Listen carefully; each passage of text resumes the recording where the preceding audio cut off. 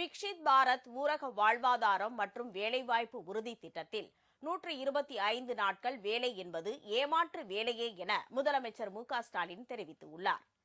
100 நாட்கள் வேலை உத்தரவாதம் என்று சட்டம் இருந்தபோதே பிஜேபி ஆட்சியில் மக்களுக்கு 20 முதல் 25 நாட்கள் மட்டுமே வேலை கிடைத்தது என தனது எக்ஸ் வலைதள பதிவில் முதலமைச்சர் குறிப்பிட்டுள்ளார்.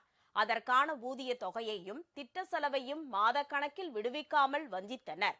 அந்த நிலுவைத் தொகையையும் நாம் போராடி பெற வேண்டிய அவலம்தான் இருந்தது என்றும் கூறியுள்ளார். தற்போது மத்திய அரசின் விருப்பத்தின் பேரில் அதிகாரிகள் விரும்பினால் வேலை வழங்கலாம் என்று விதிகள் மாற்றப்பட்ட பிறகு ஓரிரு நாட்கள் வேலை கிடைப்பதே அரிதாகி போகிறது. நிதி ஒதுக்கீட்டில் தமிழ்நாடு பேரிழப்பை சந்திக்கப் போகிறது என்றும் ஸ்டாலின் அச்சம் தெரிவித்துள்ளார். திட்ட செலவில் 40% தொகையை மாநிலங்கள் ஏற்க வேண்டும் என்ற நிபந்தனை ஜிஎஸ்டி வரி மாற்றங்களுக்கு பிறகு கடும் நிதி நெருக்கடியை எதிர்கொண்டு வரும் மாநில அரசுகளுக்கு தரப்படும் சுமை தண்டனை என்றும் முதலமைச்சர் கூறியுள்ளார். கிராமப்புற பெண்கள், ஏழை விவசாய தொழிலாளர்களின் வாழ்வாதாரத்தை காப்பாற்றி வந்த திட்டத்திற்கு மூடுவிழா நடத்துவதற்கு திருவாளர் பழனிசாமி அவர்கள் வரவேற்பு பத்திரம் வாசிப்பது மன்னிக்க முடியாத பச்சை துரோகம் என்றும் ஸ்டாலின் குறிப்பிட்டுள்ளார்.